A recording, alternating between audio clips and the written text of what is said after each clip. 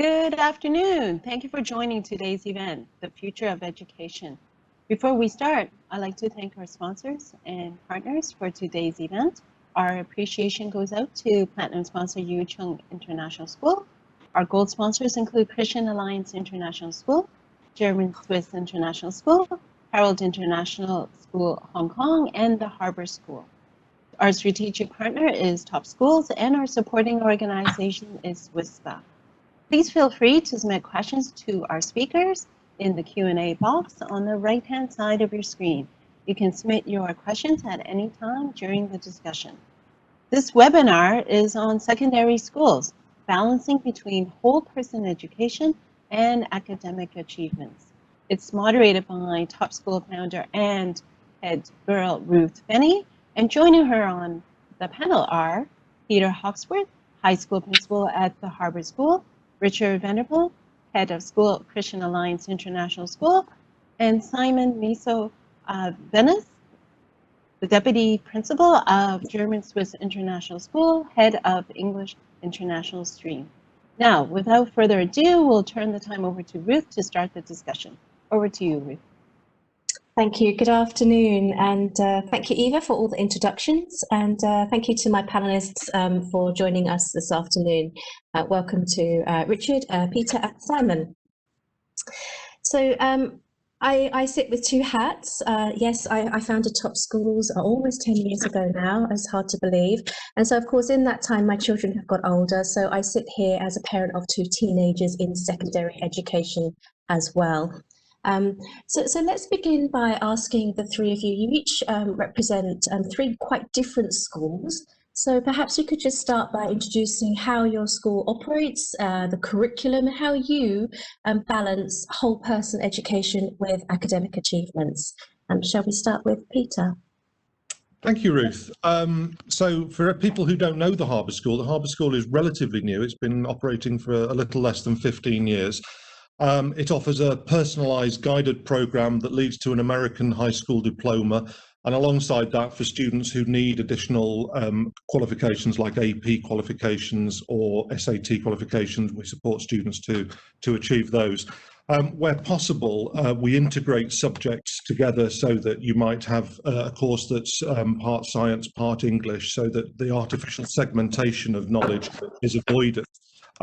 It's extremely rigorous. We have high levels of success in supporting students to access some of the best universities in the world. And the primary goal of the programme is to help young people to find their meaning and passion, and to support them to realise this. We have a very high level of support and guidance so that we can tailor a bespoke programme and put in place courses that are absolutely meeting the needs and interests of individual students. We're accredited by the Western Association of Schools and Colleges, WASC, which is the sort of gold standard of accreditation for schools in the American system. And we promote a high level of independence from the children and support them to develop the skills that they'll need to be successful adults in the 21st century. Great. Thanks, Peter. We'll come back to touch on some of those points. Thank you very much. Shall we go to Richard? Lovely. Thanks, Ruth. And hi, everyone. Richard Vanderpool. I'm head of school at Christian Alliance International School here in Hong Kong, and originally from New Zealand. And I've been here in Hong Kong, have loved it for 2 years and absolutely loved it. Uniquely about our school, we're a Christian school, a school of 1,470 students, and that is from prep right through to grade 12. We're really also unique in the sense that we offer three types of curriculum. So we're an Alberta Canadian school. So we offer the Alberta curriculum, and that results in the Alberta diploma. And that allows our students, not just to Canada, but really anywhere in the world in terms of using that qualification as a pathway. We also do AP, and we've been doing the advanced placement for a number of years. That's really flexible. We allow students to choose to sit one or as many AP papers as they would like to enhance the Alberta diploma. But we've also just been approved by IBO, the International Baccalaureate Organisation, to commence offering IB diploma starting next academic year. So we're really looking forward to that. We think that's going to be a great enhancement. We like the philosophy behind IB in terms of the way that it really does cultivate and grow learners through there. So we are in Lychee Cock. We're in a very brand new campus. We've only been here since 2017 and opening up a lovely phase 2 very, very soon. Great, thank you, Richard. And lastly, Simon. Good morning, everybody. My name's Simon Misoverness. I'm the Deputy Principal of the German-Swiss International School, and we're currently in our 51st year of operation here in Hong Kong. We're a K-18 school, and we run 2 streams. One's the German stream, which leads to the International Abitur, and we have the English International stream, which leads to the IB diploma via GCSEs, which are a UK-based 16-plus examination. The school's overseen by a German principal, but I have oversight of the English International stream, and we're a selective school. We select at every stage of entry, from kindergarten right the way through to year 11. The German stream is not selective, it's a comprehensive stream, and there are also opportunities for non-German speakers to enter into that part of the school through kindergarten, and also a fast-track program at the beginning of secondary. We focus on students developing a passion for learning, and we give them many opportunities beyond the curriculum to start developing subject passion. Our students are very lucky to be able to access some of the top universities in the world, and that's certainly the expectation of students and parents when they enter into the school. But as alongside that, I mean, one of the reasons we've moved to the IB diploma from A-levels about 6 or 7 years ago is because of the other elements of the IB in terms of international mindedness, service learning, and developing passion for the subjects. Thank you, Simon. I think all 3 of you mentioned the word passion, so we will definitely come back to touch on that. And I think A-levels is probably the main examining route that's not mentioned here, that we're not discussing here today. So we have a separate panel on A-levels at 3 p.m. if people are interested. I want to go back. You obviously your schools are quite varied and different in so many different ways. They're different in terms of their age, when they were founded, the size of the facilities and the size of the student cohort. How much do you think that those other sorts of factors are important for parents to consider when they're selecting a secondary school for their child? Would like to take that. Yeah, I think the size of the school is an important factor. I mean, some schools are very, very large, certainly in Hong Kong. I mean, they can be up to 2,500, 3,000 students. And our belief is that knowing the student and knowing what motivates them and what they're interested in will allow us to personalise their pathway a lot more than perhaps if they're in a larger school. I think it's important for a student to be known. And for a student also to have meaningful connections with teachers, and I feel that we're able to offer that at German Swiss. And that might be something that parents want to do. Of course, you know, by economies of scale, you can't necessarily offer as many activities. Although I think that we do a pretty good job in terms of our sports and our service learning as well. But there may be further opportunities that a big school environment can offer. Yeah, and I add to that, I think, as we know, it's not the facilities that make a school and don't make a great school, but it can enhance the quality of teaching and learning. I think, as we know, the focus is on effective teaching, but with great facilities, what it does allow is it allows students to really have opportunities for their own passion, for their own giftings and areas that they are skilled in. And so having drama suites, having music suites, art, science laboratories, gymnasium, fitness rooms. What it does do is it says that, you know, for students, it's not just about the academic, the mind, and sitting in a classroom, but it's the way that they can use their talents in other areas. So I think facilities are important, but critically, it is the relationship, as we know, between teachers and students that is absolutely key. No, I'd absolutely second that. And we're, you know, I think we're of the same mind as school leaders here. We're absolutely committed, all of us, to developing the whole student. And whilst academics are extremely important, and it's important that students have the opportunity to access the right to university for them, if that's the route that they want to go down. We all believe in doing it in an environment that is nurturing the whole person. We have very small advisory groups, so our advisors really know what each individual student wants to do, what they want to achieve. We're able to adjust the curriculum to be able to achieve that.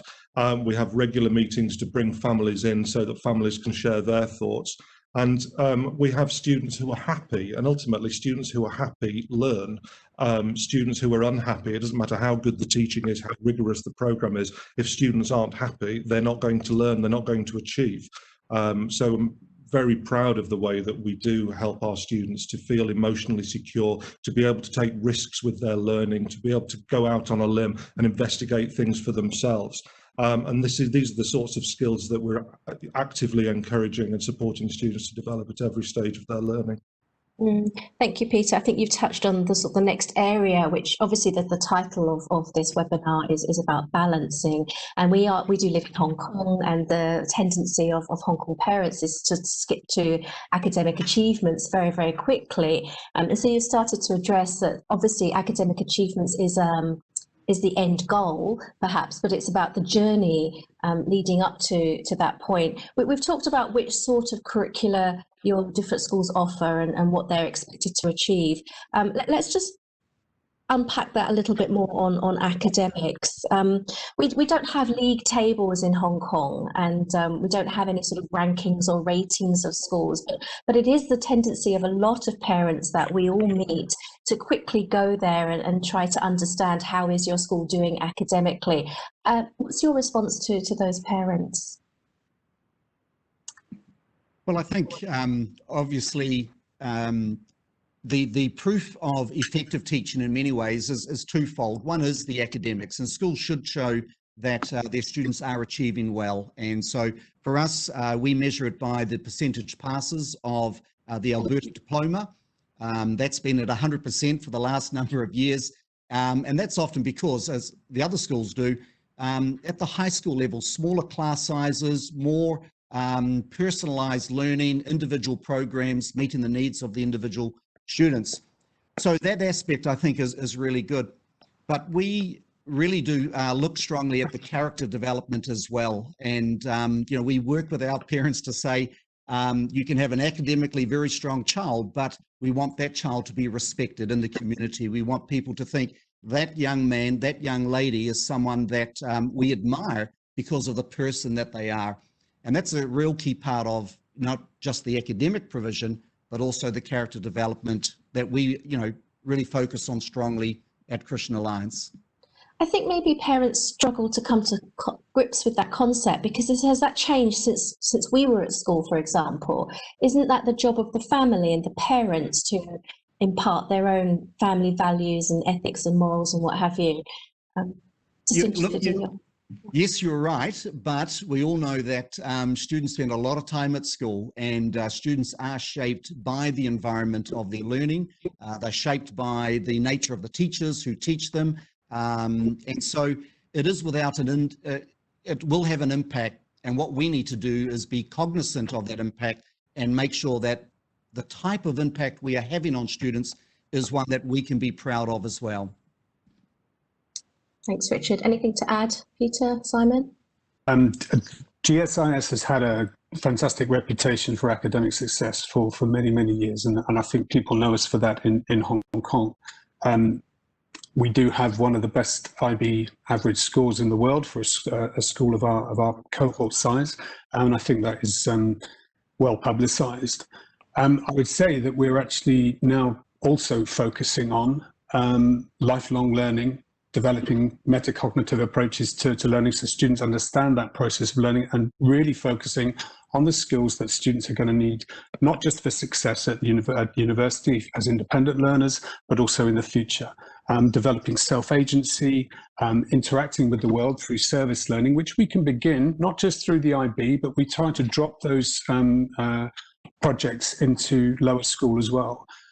We develop passion projects for students so that they can develop their own interests. We've introduced academic societies so students can go beyond the syllabus. We've got groups of students writing academic papers, working with CHA, Hong Kong University, Chinese Hong Kong University, really giving them the platform for their college essay and their personal statement basis, because that's what universities are looking for as well. They're not just looking for the academic child. And I think whichever school that you're at, whether whichever university you're going to be at, you're always going to be compared to, a myriad of other students that are going to be there. So I think the key element for schools these days is what is it that is going to make you different as an individual. And that comes from knowing that child individually, but also making sure that there are opportunities, not just going through a cookie cutter approach. We've become much more flexible, I think, in terms of listening to what students want to do and supporting them with, good opportunities and supportive opportunities so that they can sustain an interest, not just go through a tick box approach. I think the title, we're talking about balance, and that might somehow imply that it's one or the other. Do we focus on academics or do we focus on the whole child? But of course, they're one and the same. Yeah, absolutely. Sorry, Peter, I'll back off and let you get in there. Well, I was just going to add, I came to Hong Kong from having worked in the British system for the majority of my career, and the British system is obsessed with league tables. And the main comparison that goes on between schools is, percentage of A star and A grades at GCSE or A level. And whilst there is something that can be gleaned from those numbers, they don't tell you anything about the experience of the child that sits beneath that. And I would urge any parents who are looking at secondary schooling or primary schooling to go and visit the schools, to talk with the school leaders about the ethos that sits behind the school. And, as Simon was saying, GSIS, we at the Harbour School, we offer a range of opportunities that sit outside the curriculum. Some of them are available to be used as part of the high school diplomas, but some of them sit outside it.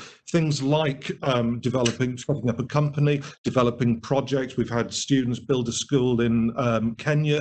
We've had students set up a company that imported coffee from farmers in Peru, and they develop a whole range of skills that aren't necessarily ones that you would find in a traditional academic curriculum, but are actually things that can be useful on university applications as setting you apart from the rest, but also give you a basis of skills that will be super useful in later life.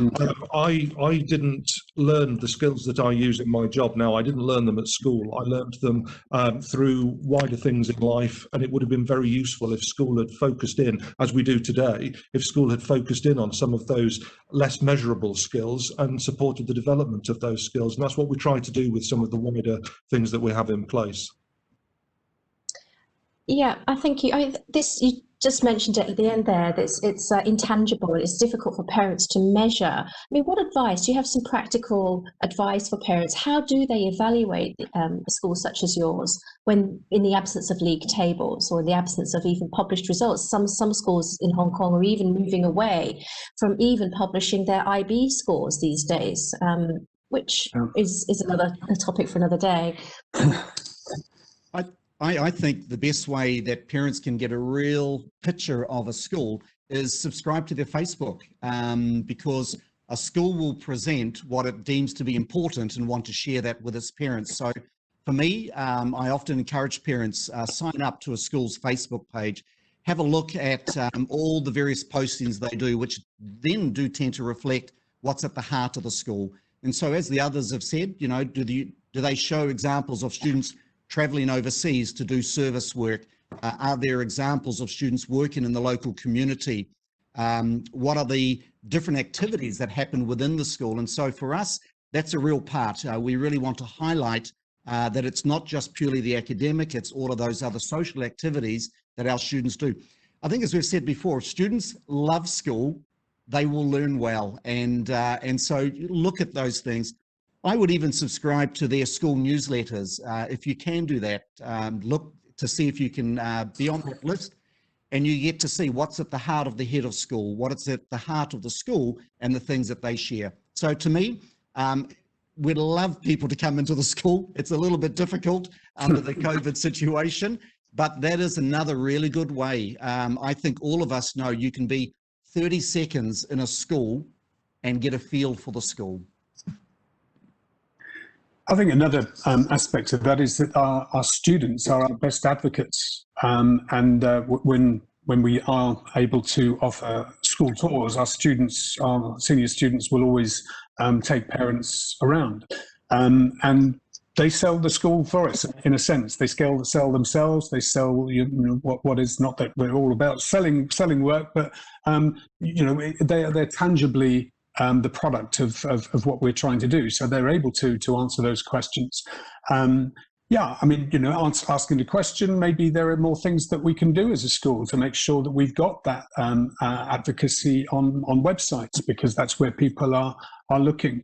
But I agree with you, Ruth. I think, league tables, I mean, there are so many, our schools are all different. We were talking before we came on air today, and we're three very discrete schools in Hong Kong. We've got our differences, we've got our similarities, but it's very difficult to compare them.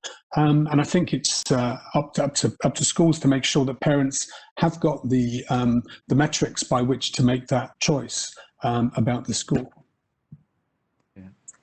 Thanks, Simon. Anything to add on that, Peter? If not.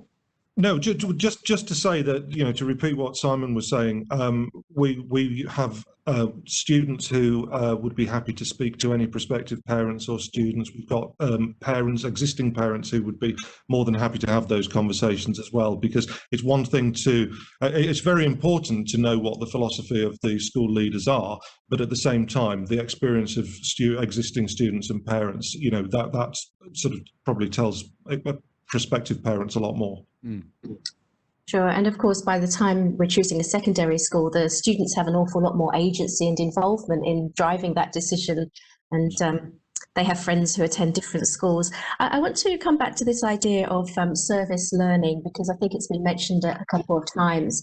And I think that the IB promotes the full package. Parents have this sense that the IB includes all the different elements that the universities are looking for. But of course, all of the schools add on some component of service learning. Can you just talk to us a little bit about how you integrate that and how important that is in terms of the whole academic program? Shall we go to you first, Peter? Okay, we don't do IB, so technically that isn't a component of the high school program, but we do run a project development class, and we encourage students at some point during the 4 years of their high school diploma to take part in the project development group. And this is the group that has, in the past, it runs under the name Meraki Giving, and it has the two best examples are the designing and working with a community of Maasai people in Kenya and going over and building a school with them. The other most recent project involved working with a very poor community in Peru who grew coffee beans and importing the coffee beans and selling them around Hong Kong. But so doing great work supporting communities overseas, but also developing a wide range of skills in the process, setting up a company, running bank accounts, this sort of thing. Is that something that they do every week? Say, for example, is half a day reserved every week for that? No, that particular lesson is timetabled. So it is, it's in the curriculum, and students take it and they develop a project over the course of the whole year. And it works very effectively. We also have an independent study module, which forms part of the high school diploma, where students can pick something that they are passionate about, and lots of students choose to do something that's very outward facing, and it tends to be a project in the local community. We have internships where students can go and work on a regular basis with local NGOs or volunteer in primary schools, this sort of thing. And the philosophy of the school being based on American progressive education, it's very much about promoting students to be outward facing, thinking about others, and trying to be the best version of themselves to become really positive global citizens when they leave us. Yeah. I think for us, particularly as a Christian school, service is part of our DNA. And in fact, it's one of our 5 core values in the school. So some of the practical things, we have a social justice group, and they have a number of branches where they do various activities. And and many of these were prior to the COVID, which has put a hold to some of them. But for example, they had a relationship with a local restaurant where they would go on a Friday night, prepare meals, which then they would give to the homeless in the community.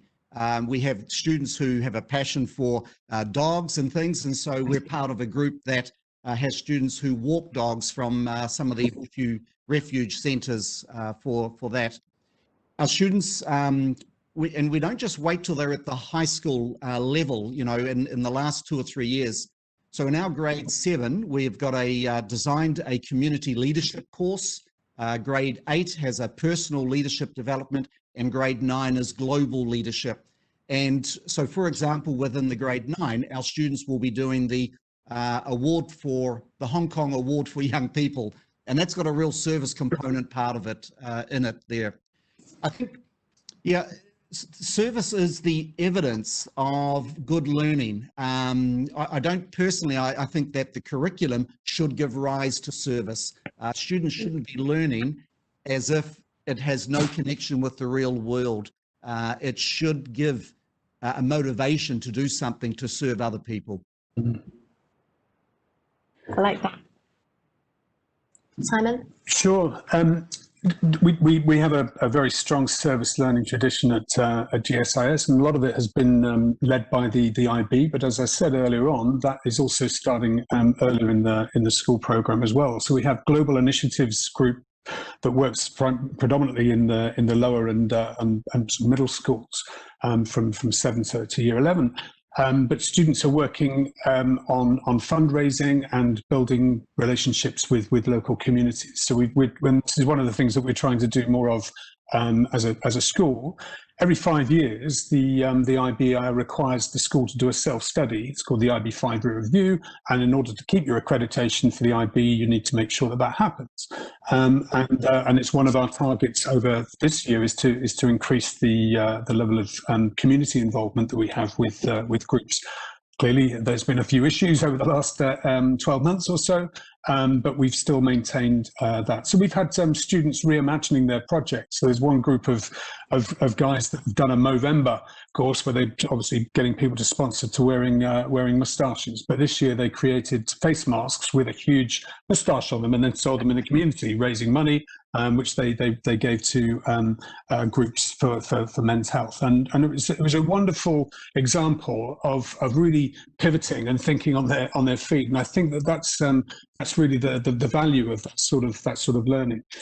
We do have trips overseas with students and I think it's absolutely essential for students to have some guided reflection about what that has been about. Has this just been about going overseas, building a house for somebody and then coming back? No, there is a relationship there, and I think it's very important for schools, and it sounds like the other schools we've been talking to here have built those relationships with communities. It's not just about helicoptering in, it's about building up long-term relationships, not just with overseas communities, but also with Hong Kong as well. Thank you. Just want to ask the audience, we're sort of reaching the end. We've got about another 10 minutes. If you do have any questions for our panelists, please type those in. If for the moment, we'll just continue to discuss. I had a thought. I just want to understand, we've spent quite a lot of time talking about other things other than academics, but I want to circle back. I'm sorry, I work with parents. We all work with parents every single day of our lives, and this is Hong Kong. And what sort of conversations are you having with parents about this? Are they focused on all this other learning, the service learning, developing passions, going on trips, or are they still more focused on academic achievements? What's your sense? I think we touched on it earlier on. I think it is about a point of difference. Now, that is not a justification just to do service learning. This is about developing the whole person. Harvard released a document 5-6 years ago now called Making Caring Common, and there was a real signal to parents from everywhere, because obviously they get people from all over the place applying, to say, look, we don't want to have just this tick box approach to to the college essay. We want to talk about something that you have been sustained in, so that you've shown commitment and reflection and understanding, and you've developed those personal skills. If you're having an interview at a college, let's say in Oxford or Cambridge University, that offer is going to be made on an interview. Now, if you can come there with your 45 points or your 4 A stars at A level, and you can't say anything about the world, then they're going to say thanks, but no thanks, because they are looking to build a community as well. And they want people to come and be advocates for the university in the future. So they're also looking for potential. We talked about service learning, but we're also, we also need to be looking about leadership. I was very interested to hear what Richard was saying there about developing leadership in the lower years. I might come back at you about that, Peter, Richard, and talk to you about it. Because that's really important. Entrepreneurship is also an important thing. We're at the cusp now in education of really breaking the molds. We've had our mold broken really by COVID, I think. And how we're going to reinvent ourselves and reimagine the model over the next few years is a hugely exciting prospect. And things will change. Yeah. Do you know, I think, Ruth, the academic and service learning are not mutually exclusive. And in fact, it's not one or the other. I think in actual fact, and looking at the ages of my colleagues here, I think we've been long enough in education. Over the last 20 years where I've led a school, I have seen where students are involved in the community, where they're involved in service learning, where they are developing these soft skills, that in actual fact, the academic reputation, the academic results actually increase. And that is because students see purpose in their learning. If the only purpose that students have for their learning is purely the academic test they're going to sit at the end, then they really can't be motivated enough because they don't see a reason. But when you start to include the fact that they are involved in the local community, when they're learning the skills, they actually suddenly go, now I know why I'm learning, because I can see that I'm using what I'm learning in the community, in these other areas. And that actually is what gives purpose to learning. I think for international schools, we see that. And that's why so many parents want their children out of, say, the local school, where it is very much just rote learning, drill learning. It's all about academic. Everything else is put off to the side. Parents realize that their child is more than just a cognitive mind. They know that there's so much more they want developed in their child. So that's why I think they are not one or the other. They are in actual fact integrated together. No, absolutely. I totally agree with that. And we have parents who sometimes initially wonder how it's possible to run innovative programs and exciting programs with everything else that goes on in our school. Wonder how that can possibly sit alongside academic rigor, and yet we have the proof that our students go to some of the best universities in the world. They go to the place that's right for them, and that is sort of really is the evidence that we're doing right by our students. It is possible to have it all. It is possible to have academic rigor and have a program that develops the whole child. And I think we're all as schools committed to doing it. We do it in quite different ways. But that's why it's important for parents to check out the differences between schools and to find the school that's going to be right for them and their children and the whole family. Very quickly, I think we have time for one more question. I want to sort of zoom in a little bit on the individual child, because obviously as parents we're considering our own individual children. How do you measure success of and do all individual children take part in all of these opportunities that you're offering? How do you ensure that they do as much as possible, and how do you measure that success? Just quickly. Peter, shall we start with you? Oh, Simon, sorry, you wanted to say. Well, I'll just say in the IB, there is something called creativity, activity, and service. So if you look at those 3 strands, we would be encouraging students to take part in one of those areas throughout their year, from when they start in year 7. So it's absolutely integrated. Yeah. Yes, yeah. I mean, it's integrated in the curriculum, but there are also extracurricular activities, and our class teachers will be spending time with those students and, giving them some nudges here and there, but also listening to what their interests are, because sometimes the students don't know how to conceptualize or follow their interests, and we do try to create the opportunities based on what the students' needs are. We have, as part of the curriculum, the American High School Diploma requires students to have a very broad range of subjects that they study all the way up to the end of grade 12. So that's part of it. But we have very, very small advisory groups, and the advisor, who is like the parent in school sort of thing, who has a really good understanding of the needs and interests of each individual student in their group, will guide, support, encourage students to take part in extracurricular activities, whether that's a show. We're doing Les Miserables this year, and we've had to, as I'm sure has happened in lots of other schools, we've had to change the performance date 4 times so far. We're still we'll be able to do it in March, but lots of the students are involved in that. We have lots of sporting activities, but we don't. No one's coerced into doing things, but we do encourage children to do a very broad range of activities, so that they can find what their passion is in life and pursue it. And for us at Christian Alliance, our high school students meet every day for 20 minutes in a PACT, which is Pastoral Advisory Care Time. And similar to what Simon has just talked about, Peter has just talked about, that is where it is a small group, and the advisor, which is a teacher, works with a smaller group of students and just keeps in touch with them and just makes sure that, look, sometimes it's not necessarily how do we get students involved, it's how do we manage those students who want to do so much, and just trying to manage a balance with them. Check on their academic goals, but also their involvement in either service learning or in extracurricular activities. So that 20-minute time is really valuable for just that personal getting to know a small group of students. Thanks. I think the secondary education is just so much more than what it was when we went to school, and how lucky are our children. We'll come back maybe at the end for a summary. I think we have some questions. Eva? Yes. We do. Thank you for that. We have from Mag, we have a question on how do the students know that they are fit for IB or A-level education? Thank you.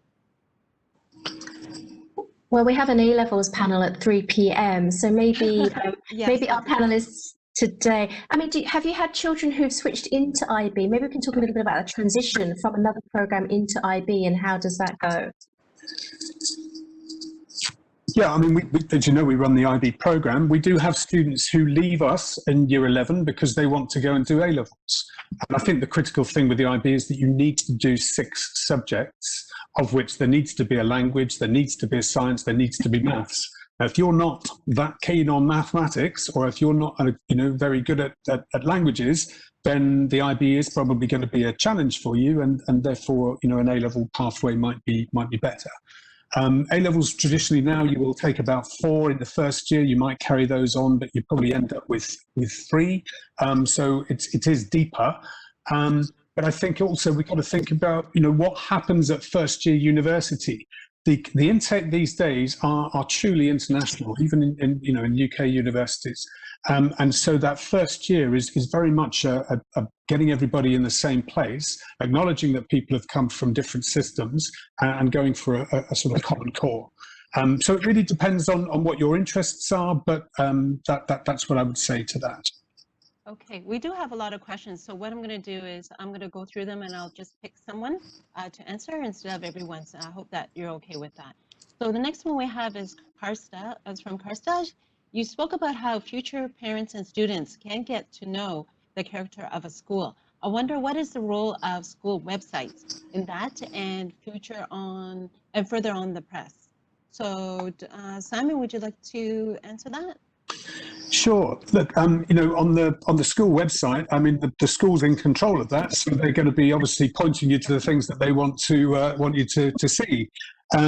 If you want to really start asking questions, I mean, Richard suggested getting onto the social media of the school if you can.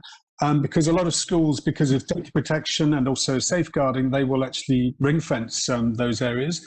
But make an appointment to see the school. I mean, we were always, and I'm sure I can speak for the other gentlemen as well, we are always willing to welcome new parents, answer questions, and you know, to see them face to face and even take them on a school tour. As I said, our students who will take them on that tour will advocate for the school. But I think it's also important to talk about the young people that are coming to the school as well. I know parents are making decisions, but you know, students, young people going to a new school, it's quite a scary thing. You know, it takes at least 2 weeks to figure out what the combination of the school is when you're there, and you know, that's just the physical element of it. But there's also a social emotional element of being in a school too. So that's an interesting one to explore. Okay, let's move on to the next question is, how are you ensuring your secondary school students aren't falling through the cracks, not only academically during this ongoing pandemic and virtual schooling? Richard, would you like to take? All right. Yep. Thanks, Eva. Look, that is such an important question. And I think all of us as leaders of schools, we do feel it. And we know the mental sort of pressure that it's on our students, the emotional pressure that they're under, because it isn't the type of learning, it's not how things should be. We know that students are social people, relational people, and they need to be here at school. So how do we maintain that, knowing those particular things?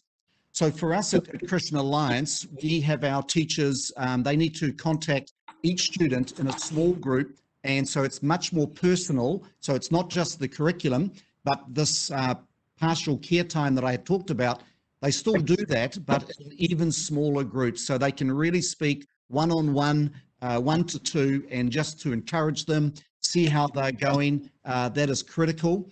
Our guidance counselors, we've asked our guidance counselors to prepare sort of mental well-being activities. And so they have these activities which go out to our students. And some of them might just be fun activities, might be a physical activity or something else, but it's just to acknowledge that we can understand how difficult things are for them. But I think this is where in all of our schools, teachers have stepped up to the mark big time, and they know that they need to do even more than what they would normally do in a classroom by keeping track of students. So I think you know, students are in good hands in this most difficult time. Good. And Lau has asked, what kind of measures is your school taking in terms of motivating students, both academically as well as their involvement in the community or other activities during the pandemic? Peter, over to you. So at the Harbour School, we as I'm sure is the case in most schools now, we have an online program of schooling in place. We're a little bit different to most of the schools in that for the high school, the children are doing a full school day every day online. And so from a sort of monitoring academic progress and supporting the students' point of view, we run as if we were in school. The students are expected to be online. We take registers and we follow it up if the students aren't there. But because we have generally have very small classes and we have our advisory program and the students come together in their grade groups every morning for half an hour, we're able to monitor down to the level of the individual, and we follow up where we've got concerns about students. Motivating them, it is difficult. It is difficult to sustain that level of motivation with students because online learning, it doesn't matter how well it's done, it isn't the same as being in person. And this is something we were reflecting on before we came onto the broadcast. It's very difficult. We hope that students will be back in as soon as possible for in-person learning. I think the reality is that we're going to have ongoing cycles of being in school and being out of school for as long as the virus continues to be a problem. But you know, by knowing the students very, very well, we're able to put in place bespoke things. We've got college counsellor who is able to support with mental health problems and refer on to other agencies if necessary. Thankfully, that doesn't happen very often. But we you know, individualise things and recognise that every student will have different needs and try to put things in place accordingly.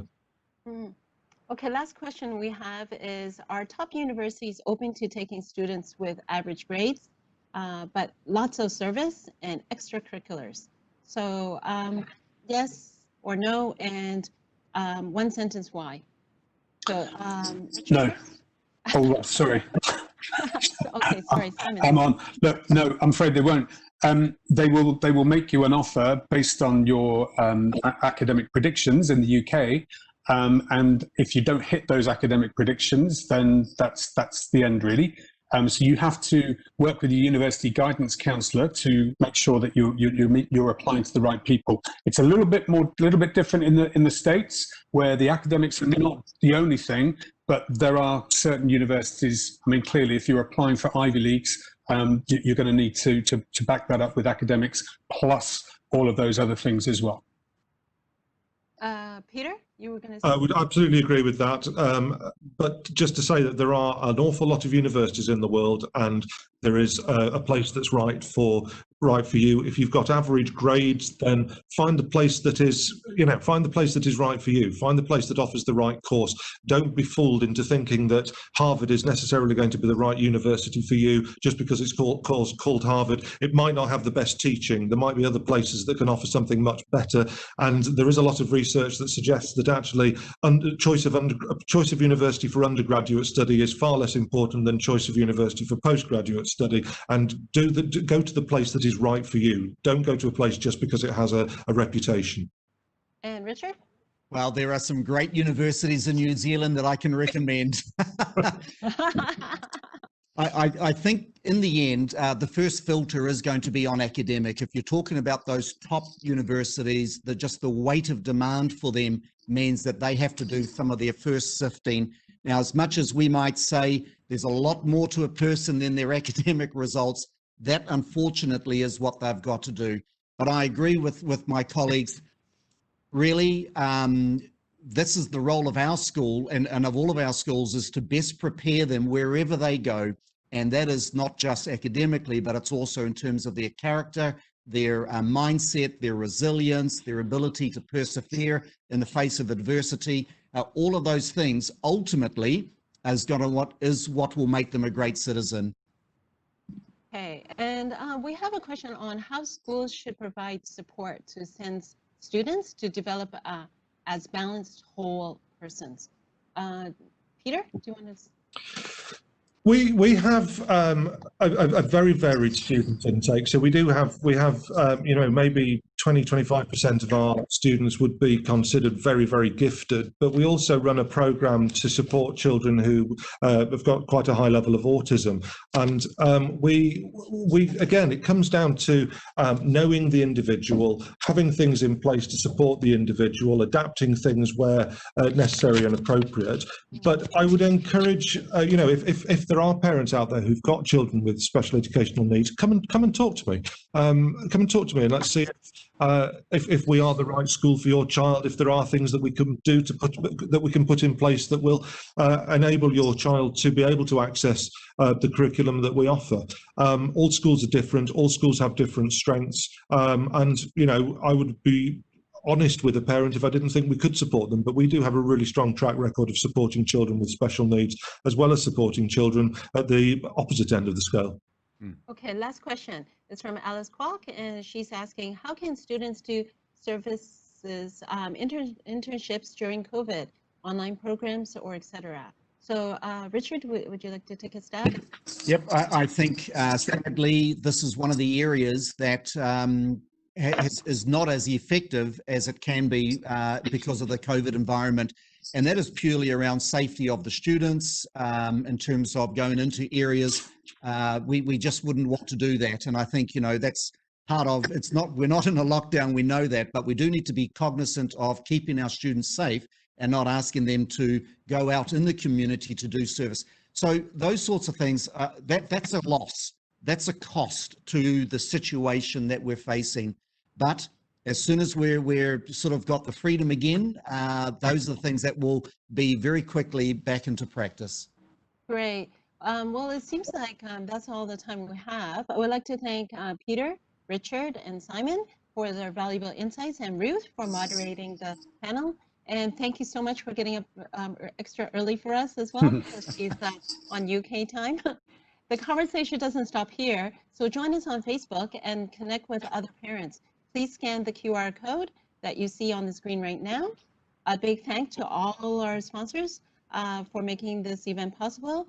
Yuzheng International School, Christian Alliance International School, German Swiss International School, Harbour International School Hong Kong, the Harbour School, as well as our strategic partner, Top Schools, supporting organization WISPA. I look forward to seeing you at 2. Thank you and see you then. Thanks. Thanks, everyone. Bye. Bye. Have a good day. We'll see Yes, back, you Ruth. too.